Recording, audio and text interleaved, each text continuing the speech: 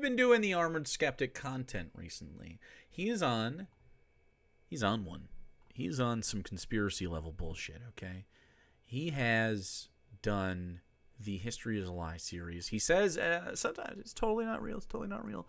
And then he continues to have breakdowns about it. So, I mean, like, it's only not real until it is, when he feels really right about it. And then he's like, but I mean, like, guys, I've been so right about this all the time, and it keeps me up at night. Literally. Anyway, so this is his new one called The Evil Red God of Winter. If you are up on your Armored Skeptics conspiracy lore, then you know red is usually the color he associates with the end of the world. He's also red. Also, hi YouTube viewers lately. Yeah, welcome. What? Oh, later. Never mind. YouTube viewers, welcome though. If you're here from YouTube. In fact, if you're here from YouTube, you can see all the other videos of this. This is the first time I watch them every time it's on stream. We've done all of these, so if you are a YouTube enjoyer, you can cue these up later. Christmas, the way that we celebrate it today, is really a relatively... hold on one second. I need more juice for you. We're gonna go back for a second. We'll let you do your intro again, my dude. You're just too quiet for me, honestly. One sec, bro. Here, I'll give you a little bit of, you know, a little something. There we go.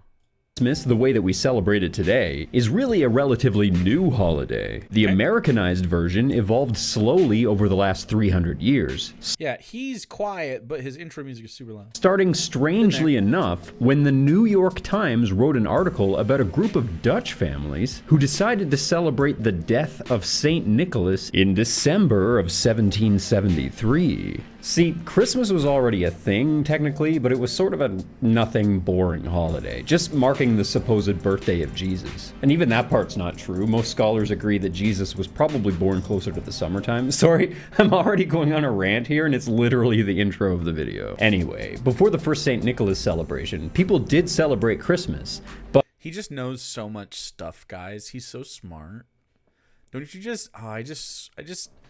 You know what I think Greg wants more than anything is for people to fawn over him and think he's smart and cute. And look, I understand that validation feels good, but I feel like he really, really wants that. And it's always struck me as odd.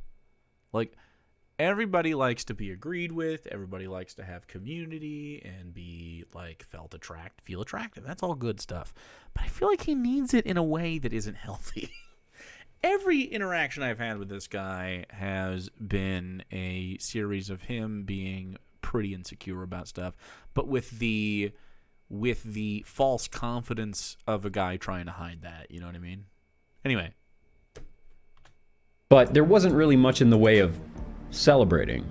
It was technically a feast day, but it wasn't really family-oriented. There definitely wasn't a gift exchange. The Catholics of Rome began this tradition in 336 AD as a way to unite... I bet he would accuse me of wanting people to think I'm a big smarty pants all the time. Do you want to know what I really want more than that? I don't need them to agree with me. What I want most is to live in a world where I think most people make decisions, like, smartly. Like, just that's it. I don't really care what the agreement is or disagreement. As long as they're coming to it from a logical perspective, I'm in. Because I'm happy to have disagreements with people. In fact, I fucking love having disagreements with people. I think it's fascinating. The lengths people will go to just not agree with me. And also sometimes to be taught stuff, be wrong. Love that too. And man, I just don't think that's the case. I just don't think that's how we live. New Christian Rome with old pagan Rome. The new Christian belief system was really just lots of Canadian used as a veneer over Sol Invictus Day and Saturnalia, but ultimately the celebration has little to do with Jesus. I know the 1700s seem like they were a really long time ago, but if you think of things in terms of long time like I usually do, that's ridiculously recent. like I usually do. The guy's a fucking elf. Yes, for you mortals, but I often think of the world in a way. This is my elf character now, by the way. Imagine me with pointy ears.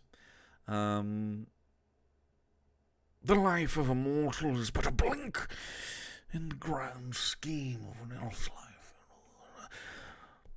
They're always upset about the years going by, man. Color is amazing, and the history of it is so interesting. See the World According to Color by James Fox. I will not. I refuse. Christmas is brand new. So many of our celebrations and holidays seem to be brand new. It's almost like the world was reinvented after. There are some old world. Okay, you maybe we'll pay attention to that. He truly believes, this is the thing he thinks. He believes that there was a gap in time, not like the Earth stopped or anything, but like recorded history. He believes that the world lays upon the bones of a former civilization that we don't know the history of because, well, a lot of things, but he thinks that the history is a lie, and that's the whole point of this series. The world was reinvented after. History is a lie is his grand unifying conspiracy theory. There are some old world traditions that are still practiced. Some of the ancient Christmas is still in there, and we're going to go over a few examples here today. But in comparison, the ancient belief systems lasted thousands of years. Hell, I even know people who still meticulously practice Yule every year. But even more mind-blowing is that most of the media, music, culture, traditions that we associate... Yuling like a motherfucker. I don't even know what you do for Yule except have a log. So for Yule, you get a log. Do you eat the log? We bake and eat a log for Yule. That's right. With Christmas today were actually popularized between the 1940s and 1960s. Think the Rudolph the Red-Nosed Reindeer animation. We're gonna go over that today too. Oh yeah, and I mentioned in an earlier video that there's a parallel between the story of Christmas and the apocalypse. Yeah. Keep that in mind for later. Oh, so what were the original traditions of Christmas? And what version of it were we left with today? This is intro drop? Okay.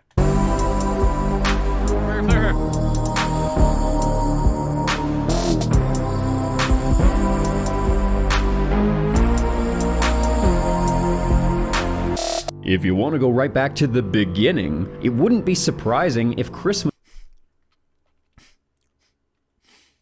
If you want to go back to the beginning... All right. was the oldest cultural observance in history. The concept is really logical. Christmas literally marks the end of the winter solstice, when the sun starts rising back up again from its lowest point on the horizon. Both a celebration of the rebirth of the sun, but a time to mark the beginning of the winter season. It was everyone's last chance to get their together before the harsh winter weather would completely change the way that they lived their daily life. The pagan tradition that seems to hold the closest resemblance to modern Christmas is Yule, observed by the Celtic Druids as well as a few other cultures in Western Europe, but it seemed to have ties to a few other contemporary beliefs. Most famously, they used a Yule log, which was a large, dense piece of oak that was meant to be lit for the duration of the festival. Like a menorah, the idea was to keep a flame while we waited for the sun to return. And of course, they even had a Yule tree, much like a Christmas tree, decorated it's not getting in me. With natural ornaments. It's not for dancing. There were usually lots of animal sacrifices, mostly just shoring up livestock that they weren't sure they were going to be able to feed throughout the winter. But this was also the deadline to have food preserves ready, as the final harvest had already been collected, and the food they had to last them until spring, maybe longer. This is why we now... I'm gonna be honest, you're starting to drone, bro. He's not wrong about any of this stuff. He's just starting to drone. Do you know why? Because I have that kind of like, it might be an ADHD response or it might be a snob response. I already know this shit. Stop it. Please continue. I'm about to skip it. Eat extremely rich food. I just don't want to miss it. Foods, desserts, jams, mince meats, whatnot today. He's talking about the ways people would preserve shit. Because he's trying to draw a parallel. Like, we already know what Christmas is, you know? I don't know. I'm probably just over his bullshit. Look at this with fresh eyes, viewer. Don't let me persuade you to not like this. We would share in the excess of our annual food stores as a show of good faith and camaraderie, but also as a show of confidence that winter will go well and the food will not need to last us longer. The social aspect of these holidays were really important in a time period when the harsh winter could breed desperation. And the Anglo-Saxons were basically doing the same thing at this time. Sol Invictus Day, the birthday of the sun god. And this tradition actually has a common ancestor with Yule. And if you want to go way back, the Green Man's very first evolution, as trinities became all the rage around the world, the Green Man was turned into a trinity. The Oak King, the Holly King, and the White or Golden Goddess. Where'd you ask Tom Bombadil and his wife? Or, you know, the lady with him. The Holly King, Tom Bombadil. And the White or Golden Goddess. And then what's her face? What is her name? It's like a flower or something, right? Tom Bombadil's, I'm going to say wife, but I don't think that's what she is. Goldberry? Yeah, it's Goldberry. Is she actually her I don't think it's his wife, though. I think it's just sort of implied, maybe? Anyway, Goldberry. Basically, the belief was that the seasons of the earth were ruled by the effects of this war in the heavens. The two kings in perpetual battle with each other to gain control of the sun wheel and for the love of the goddess. The story goes that on the summer... I think it's one of the hobbits that says his wife, though, and I feel like maybe they infer it, but maybe I'm wrong. It's been a minute since I've read the actual book, but I have it on my thing over here. Solstice, my shelf. It's a shelf, and we have books on it. Also has my PlayStation. It's in my living room. Holly King rises up and battles the Oak King, forcing the Hobbit. Yep, but hobbits sure did visit him. the sun closer to the horizon until the Oak King is killed on the winter solstice, only to be born again and battle the Holly King back until the Holly King is killed on the summer solstice. Basically doubling up on the Green Man mythos. The Holly King is clearly a prototypical Santa Claus character. Dude, that's some eyes wide shut orgy shit. I haven't been one, but I've seen it on the TV. The parallels are undeniable. What's the owl for, though? Just to watch, obviously. Just to report back. Saint Nicholas was intentionally designed to look like the Holly King. The Roman Catholics did that on purpose. He's even often associated with wandering around the snowy wilderness for some reason. This is the very beginning of the good green man versus evil red man archetype that I spoke about in my Jesus video. Evil red man. This is where we get our Luke versus Vader, our Jesus versus Satan story. Jesus, typically green. But with the elements of the woman, it also evolved into folk tales like That's, she's red? Robin Hood, the love for Maid Marian getting in the middle of the struggle between the altruistic green man, Robin Hood, and the authoritarian red man. All of these tales and legends are ways of describing the movements of the constellations across the sky throughout the year. It's really hard to find reference to this goddess character in the Oak King story. It seems that she may have suffered the same fate as Asheroth. In the Bronze Age, there was this pattern where the female aspect of trinities was being erased from cultures around the world. Patriarchy. Damn, it's woke. I actually only found out about this story in the first place because it's really important within certain witchcraft or Wiccan circles, which makes a lot of sense when you realize that in the Bronze Age, all of the religions were starting to become really patriarchal. The new religious powers didn't want female archetypes that might actually empower women. They were like, no. Women are property. Even though we know several of the stories of the Oak King if you want to be fairly well, and that the traditions were practiced by Nordic, Germanic, and Celtic people sometime during the Neolithic Age and before that, we don't actually know from where those traditions originated. It's a little frustrating that oh yeah, he's going evil red man Santa shit, yeah. Genesis of the Green Man character has been lost to history. But it's kept alive by Wiccan traditions today, and it's... I'm a huge supporter of women, okay? I love women. Huge supporter of women. Women's rights, dude. Women's fucking League of Her Own. It has the juice. Ripley. Love it. Still like when they shoved down the other shit. Him acting like there's more purpose behind red and green other than their complementary colors is insane. What do you mean? What do you mean? Green man. Green man. Sarah's not a woman. She's a creature. It's also a really important part of arcane alchemy. One day, guys. I promise, one day.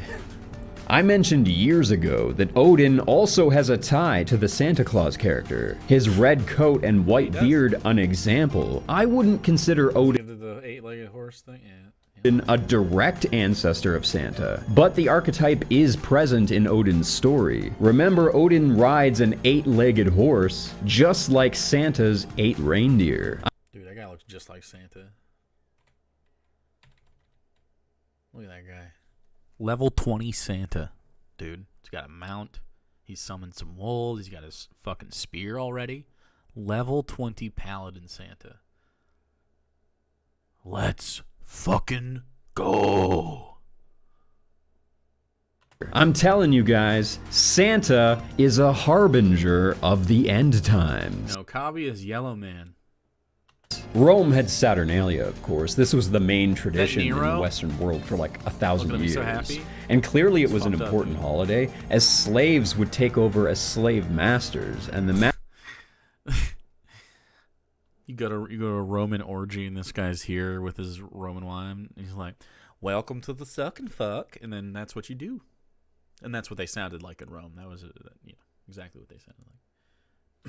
masters would play the role of slaves. I almost need to do a whole video on Saturnalia because it almost proves my point about Saturn worshippers looking at the sun waiting for it to cause another apocalypse. It was an old holiday, so clearly it would have had several different The old holiday of people watching Saturn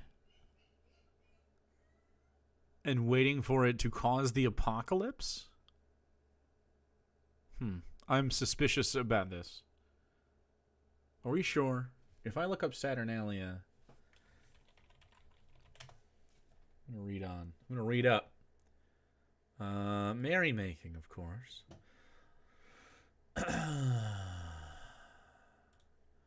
It's in honor of the god Saturn.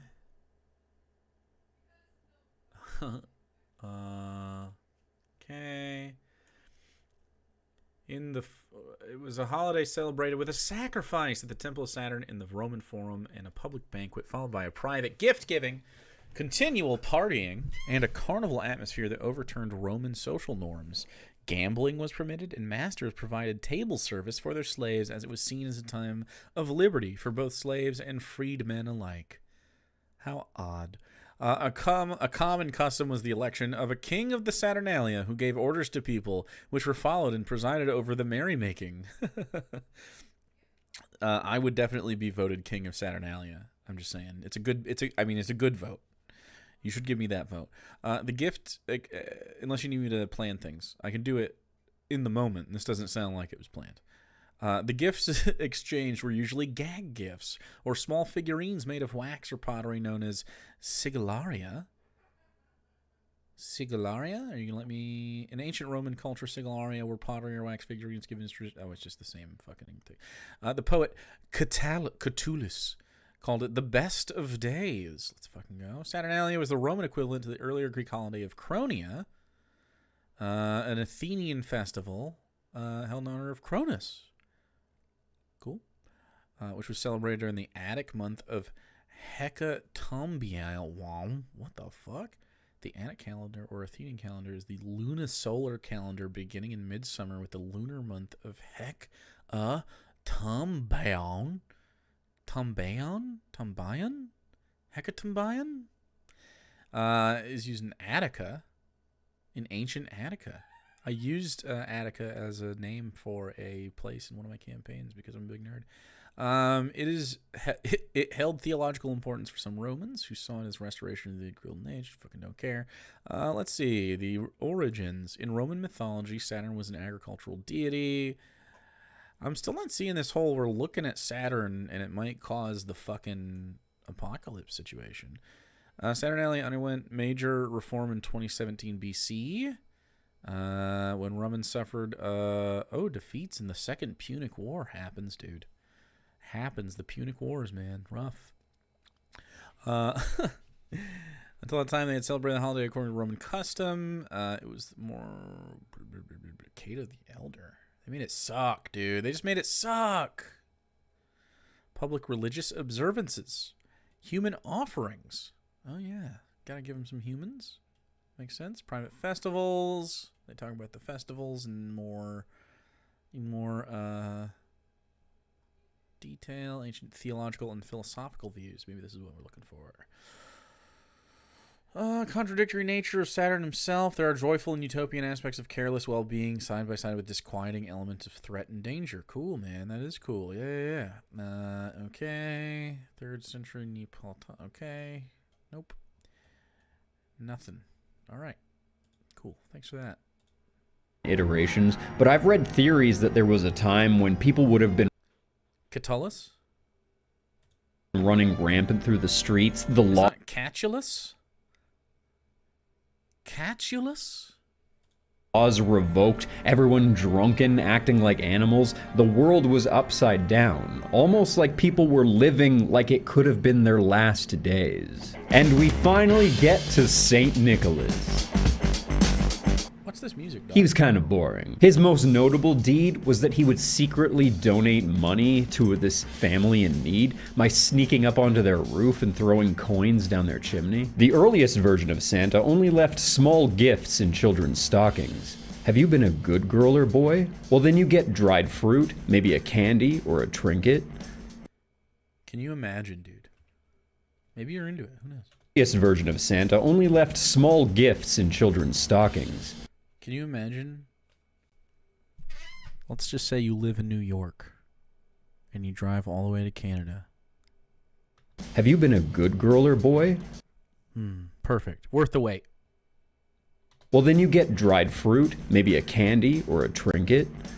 But if you've been a bad girl or boy, then you get coal. That's right. That's right, you do. You get coal. Which is, of course, code names. But Santa is not yet synonymous with Christmas around the world. Everyone's still sort of doing their own thing, and all the different traditions are going to later amalgamate into what we now know as Santa. For example, Kris Kringle is one of Santa's names today, but this is actually coined off of the term Christkindl, which is German for Christ child, because apparently German children at one point believed Subs do not rise up. How dare you? That it was the baby Jesus who visited their homes and left them gifts. I remember as a child, I had an angel on my Christmas tree that looked exactly like the way they depict the Christkindl. And I think that it's so obvious that this is the next evolution of the white goddess. An angel? Oh. Okay. It's so obvious that people, when they incepted angels and started talking about them, they were thinking actually about his specific conspiracy theory. Makes sense. Sitting on top of the Holly King's tree after he defeated the Oak King. If you need further proof that Santa's evil, if you think about it, the purpose of Santa is not to find an excuse to anonymously spoil your child every year, but it's used as an incentive to get your child to behave by promising them a reward at the end of the year. And if they failed, they would be punished. They get a lump of coal plus some vague tie to Jesus and sin or some crap. Vag. Was clearly Love a good vag. really manipulative and not fun at all. But the problem is that coal is kind of useful, and God forbid the children actually burn the coal and stay warm or trade it in for a piece of candy. That would defeat the purpose. So they had to ramp Santa up a bit. Please do not threaten to punish me. Greg's gonna punish you, chat, if you're not good boys and girls. And I will too. By giving him a companion. The Krampus. This evil demon would follow Santa to every house and the Krampus. I have lots of friends, I think, who would fuck a Krampus, dude. I have a few friends who may fuck a Krampus. I actually know one definitely that has.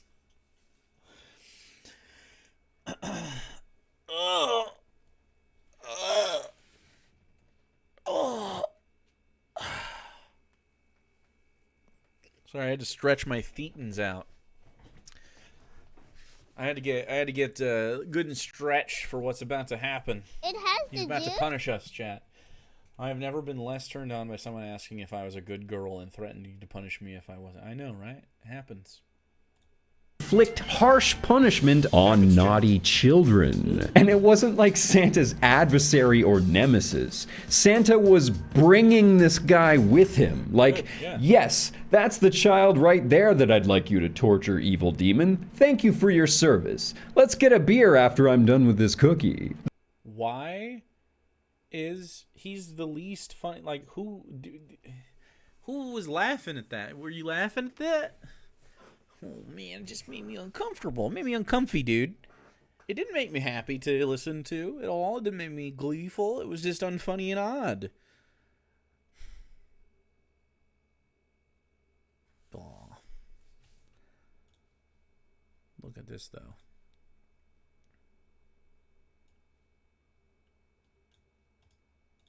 Oops, I don't want to save that. Get out of here. I'm just copying you, dude. It's just a copy.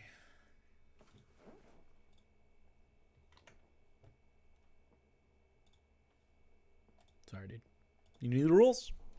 You knew the rules. Smoke check. The fact that people try to carve any semblance of jolly festive holiday out of these traditions and then try to say that it has anything to do with Jesus is hilarious. The war on Christmas is a joke. The more that the ancient pagan traditions peek through the Christian veneer, the more obvious that it is. I've already spoken at length in that Jesus video about how the God... Do you come from, is it Sweden?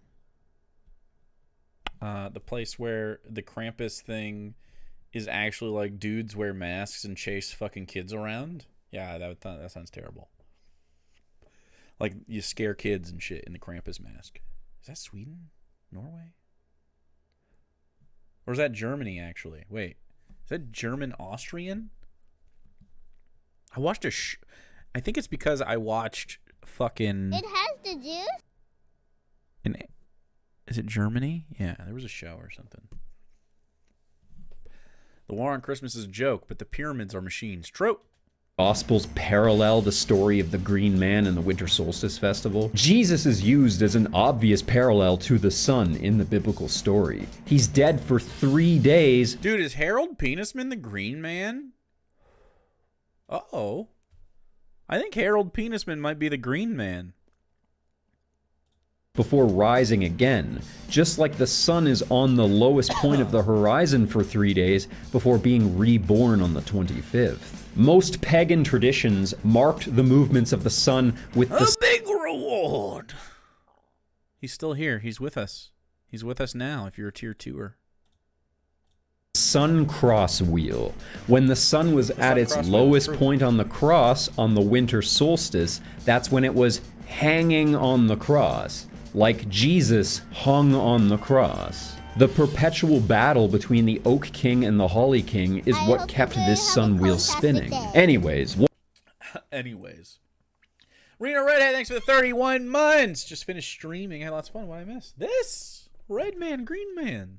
One day in 1931, Coca-Cola decides to make these cute little ads with a jolly fat Santa drinking their famous cola. And these ads would become instantly iconic. I'm sure that everyone has seen this version of Santa before. Well, before this, Santa didn't have a standard depiction. Oh, fuck, dude. Seen some shit, Santa? Fuck yeah. Oh, yeah.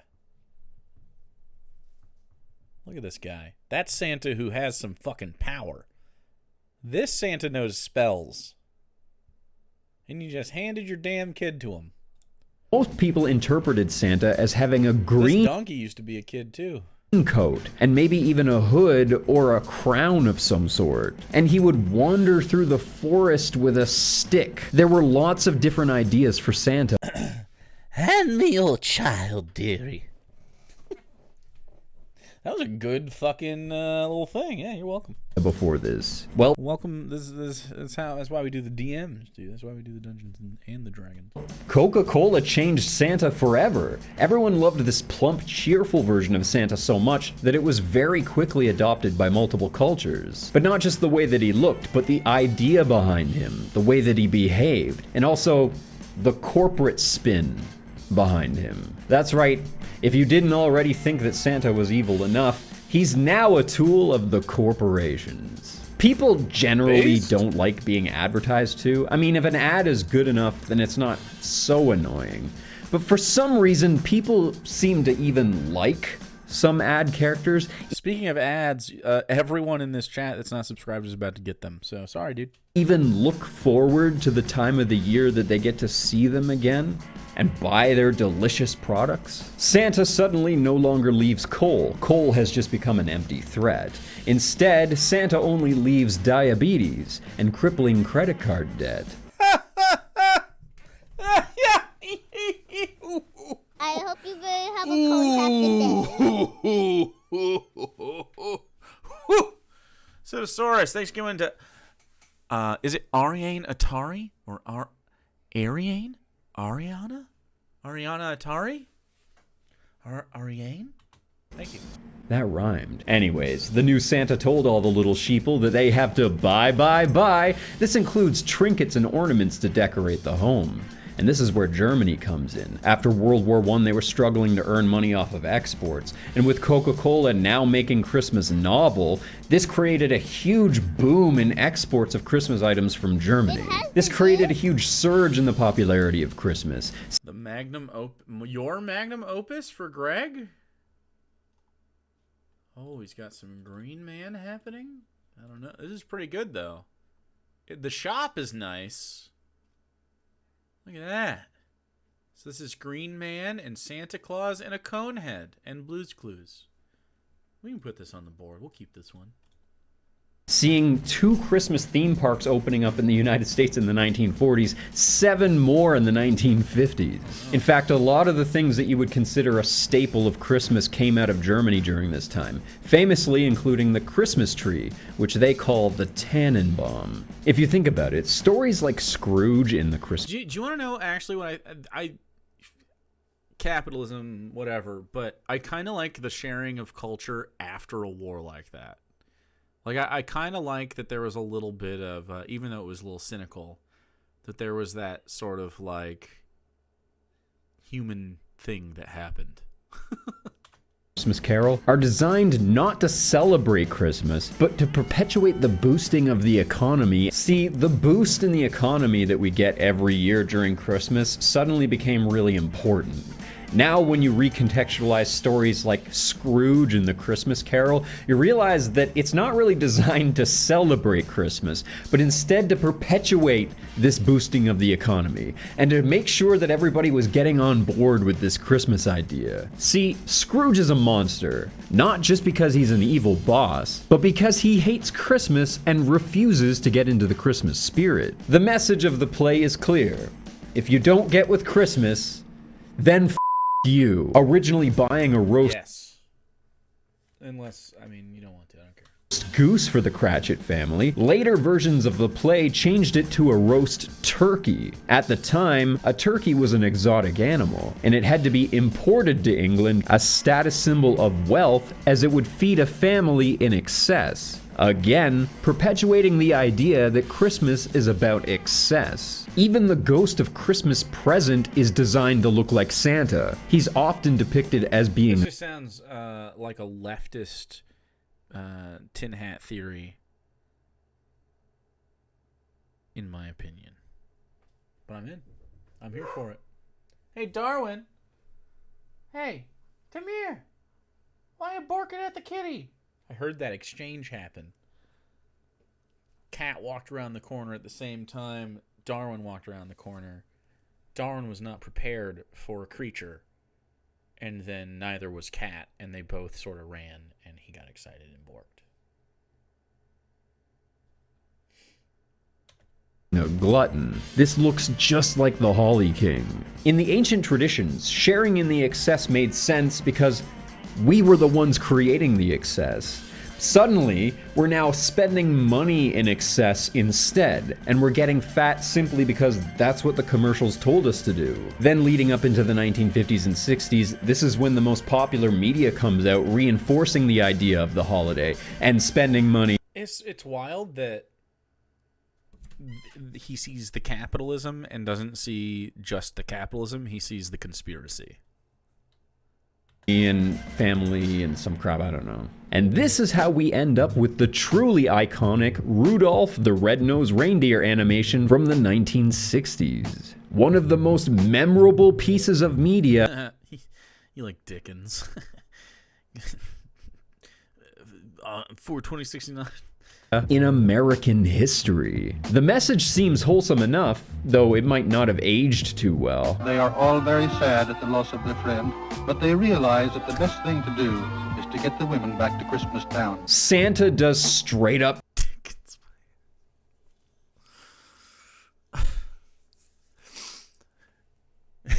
Dickens your ass, huh?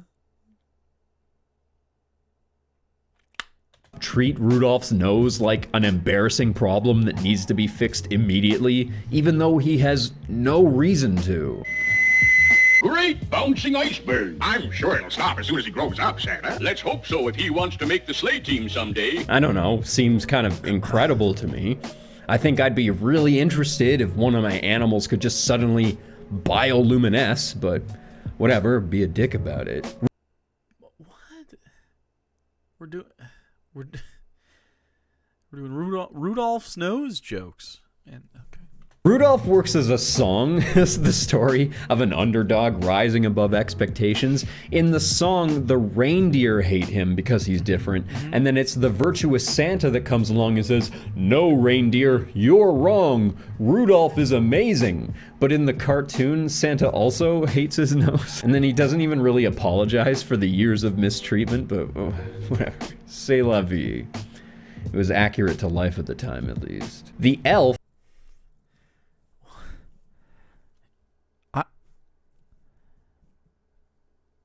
feels a little bit like he wants you to know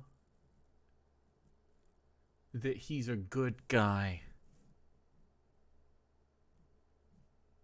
You feel me? Like what even compels you to say that? Like, you want people to know that you think like Santa Claus should apologize for past social ills against the Rudolph reindeer in the claymation thing. Like he wanted like a real modern, grim, passion-filled, like father-son estrangement, getting back together story about Rudolph the Red-Nosed Reindeer. It has the juice. Gritty Rudolph reboot. That's right. He was once bullied little boy, and seeing his hero Santa belittle a tiny reindeer with a rosy nose crushed your spirit. I hope not. Taken but reindeers. I'm in. Serves as a co-protagonist, dressed in blue to complement Rudolph's red nose, just like the red and blue colors of Jesus's robe. These characters are basically the Jesus or the Luke Skywalker of the film. The elf wants to learn about being a dentist, a type of doctor. The elf represents wisdom, just like in all the other versions of the Green Man story. Rudolph is really more like Odin in this story. The red nose represents the single eye of Odin, and the elf is a comparison to the head of the god of wisdom. In fact, the elf's name is Hermes. That's a reference to Hermes Trismegistus, who's one of the most important characters in alchemy. Hermes famously likened himself to Thoth, the Egyptian god of knowledge. During their entire adventure, they're being relentlessly hunted by Bumble, the abominable snowman, who just has no chill. The Bumble represents natural disasters. He's doing like a full English thesis on this thing, huh? Okay. Okay. In the story, he's following Rudolph's red nose around. Every time Rudolph's nose goes off, basically, a disaster happens. Translation, everywhere Odin goes, destruction ensues. It's so weird that Futurama's killer robot version of Santa Claus... I was an English minor. No, it feels like when you're doing... You know, when you took your early English classes or your early lit classes and they made you do like, you know, you have to meet a word count. Before it gets like, let's actually talk about something, they do like, you got to fill words in. Usually it's in high school even. But like, that fucking, just. It has the juice. He doesn't have the vibe of someone who is doing real analysis. Greg never got to take the college classes he wanted, so he vicariously taking an English analysis paper. Like, it's not like quality analysis. Is the most accurate one. I wish that was a joke. Yukon Cornelius sacrifices himself to defeat the monster, but despite what seems like his death, he's resurrected before the climax of the film. Another Jesus parallel. When the team arrives at the island of misfit toys, Rudolph and the dentist elf finally find a place that they fit in. When they meet the leader, the king of the misfit toys, the whole island suddenly makes sense. The king of the misfits is a sphinx. He represents... Oh, fuck, it's a sphinx. Oh, shit. Oh, he's all over it, dude. Fuck. If you've missed the other videos, you're not going to get this nearly as much. Because now, this video requires him... Like, some of the funniest shit he does is Sphinx, green man, red stuff, white lady. Then that's it. Triangles. He has like little things. If there's a sphinx in it, well then it's part of the conspiracies now. God in this story, Sphinx but he's is a penis. literally Jesus. I know that that's confusing because I said that Rudolph is Jesus. Then there's this really weird part where Jack Skellington comes in and he's like, "Hey, Craig." Oh my fucking god, he's doing a joke. All right, everyone, let's listen to his joke. I cut it off. Let's listen to his joke from the beginning. Everyone listen to Greg's joke. He's so funny. Then there's this really weird part where Jack Skellington comes in and he's like, "Hey, Craig, Gregory is a nightmare. Gregory, this is a nightmare. Save these people, Gregory. It's your fault, Gregory. The nightmare is your fault." Anyway.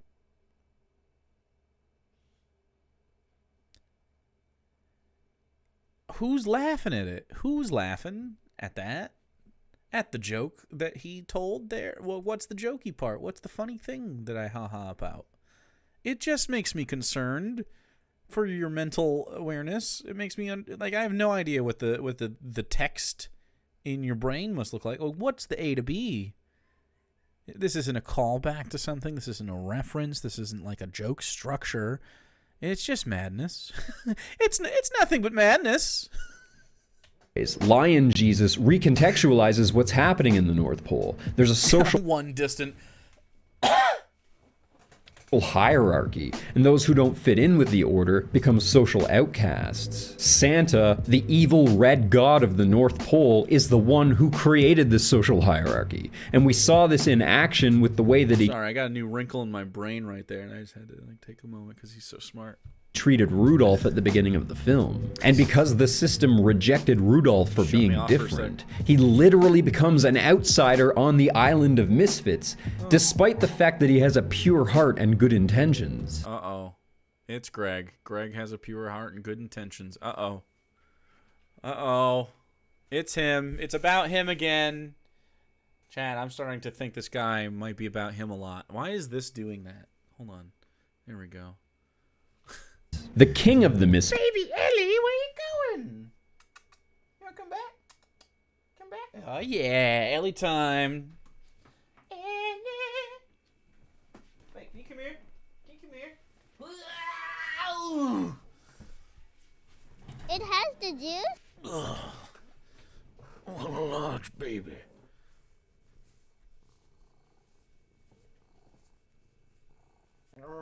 Ellie.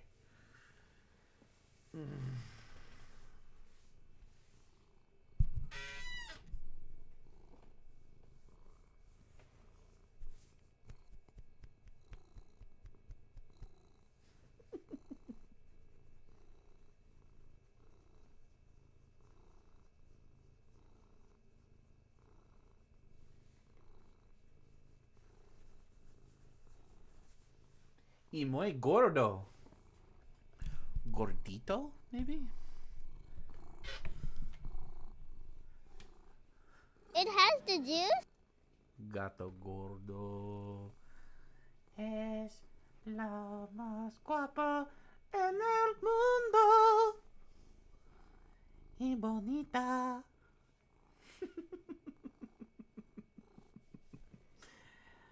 Bonita. Gatito.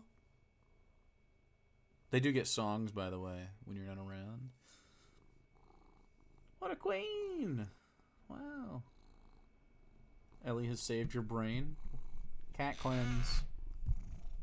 Boops for chat. Ellie does have the juice. Hello, thank you for my boops. You gonna boop chat again? They want a boop. There you go.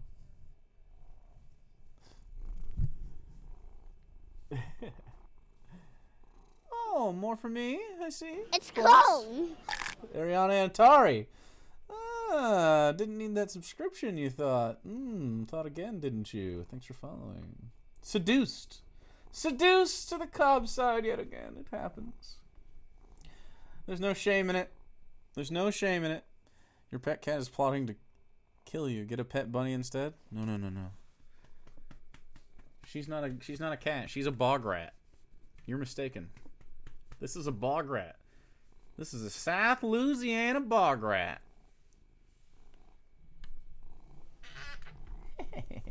I know you got gifted yourself. It happens a lot here. Hey, you're very rotund and large, and we love you lots, but I think it's time to go back to Greg. Thanks for the boops. Thank you. And because you're subscribed, you do have an emote of this cat. Her name is Ellie, and she's a large baby, and you cannot see Ellie. You cannot gaze upon her, but like a black hole, you can see the effect she has in the area around her. And so that's how we measure her and keep her fed and safe. Fuck, man. You're getting lots of boops tonight, chat. If you have a beard, she'll boop you IRL a lot, too. If you don't have a beard, then fuck you. She doesn't... She only likes men with big beards. Or I guess ladies with beards, but he's never encountered one. She's never encountered one. I'm sure he would like a lady beard. She? Why am I saying he? Why am I misgendering you, Ellie? Oh my goodness. I'm so sorry, queen. Please forgive me. Thinking of Miko a little bit. I'm sure she would love a lady beard, though.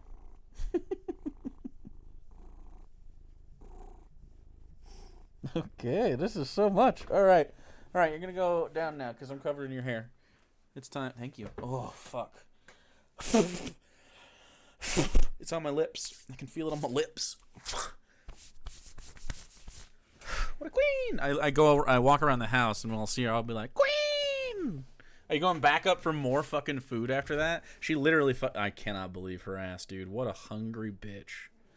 Oh my god. What a fucking, just a savage. Just needs to feed constantly. She was literally just up there. I gave her pets. She walked out of the room after that. I called her back into the room and now she's eating again. What a glutton, dude. Jeez. Alright, that was a cat break. Thank you, Ellie. By the way, we're doing a 420 subathon tomorrow. It's starting tomorrow. And if you want to see that cat a lot, well, you should hang out here because she sleeps right behind me constantly. And we're gonna have a whole situation, so yeah. Misfits is technically a misfit in that Become someone's cat. Simply become someone's cat. That's a thing.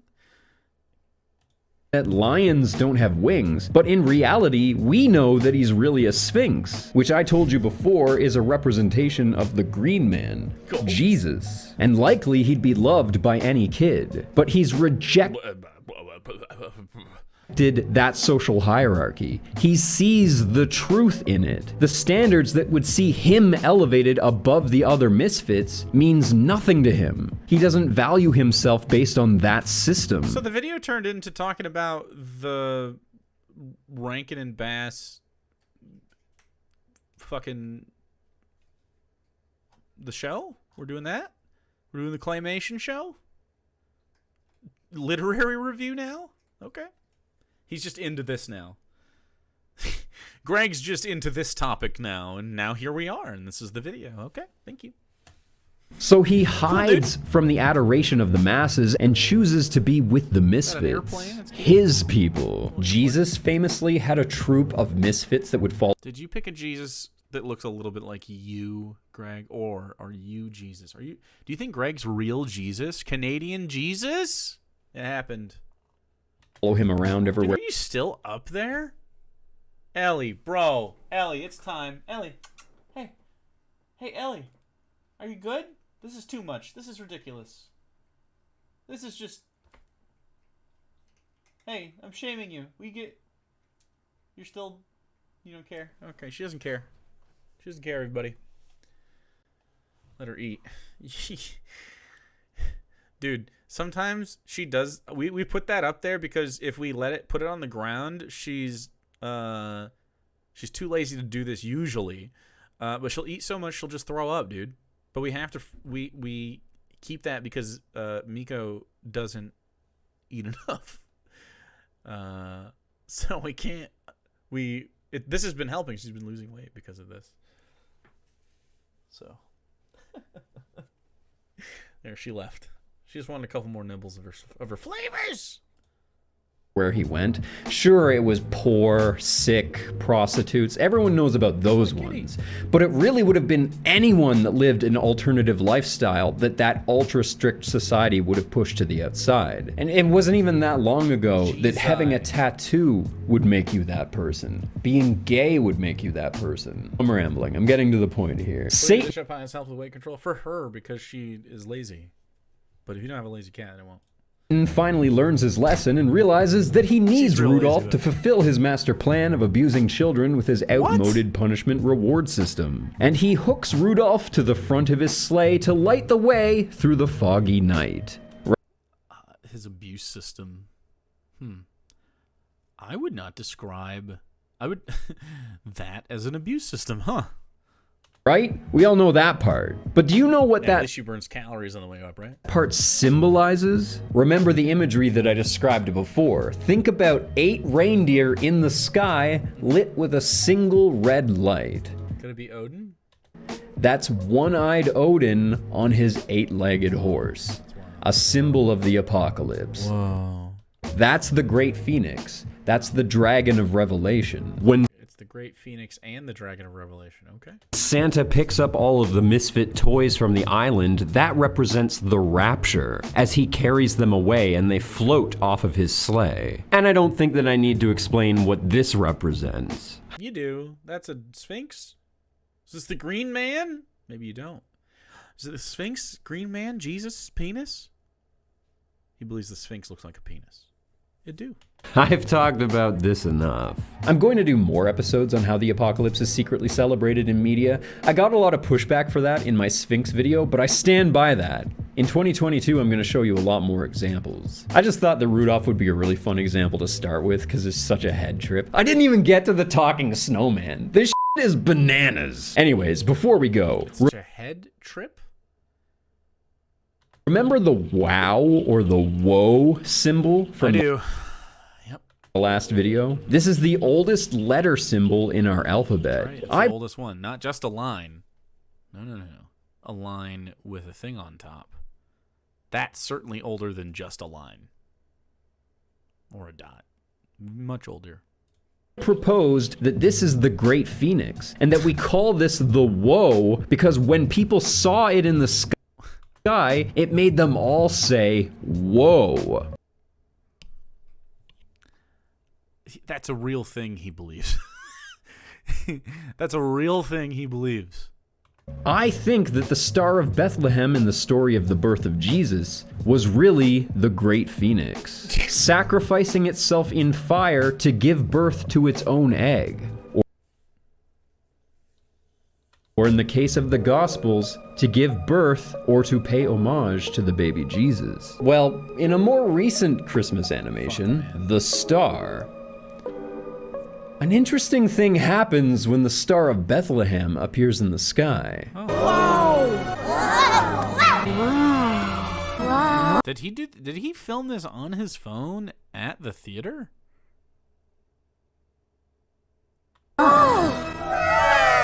Whoa. Or on his phone, or maybe it was on his TV? Whoa. What? Oh, they're saying whoa. They're saying whoa? Fuck, bro. Whoa. He just never misses, folks. Damn. It has the juice. I love you guys. Merry Christmas.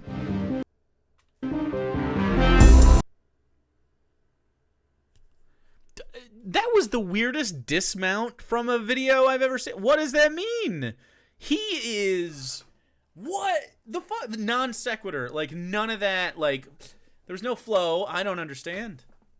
He just fucking ripcorded out of there. He's like, I fucking wrap this up. Boom. Dropping the mic on that one. And everybody else is left like... okay. Commit a felony because the word woe is a conspiracy. True. That's right. The word woe is a conspiracy. Well,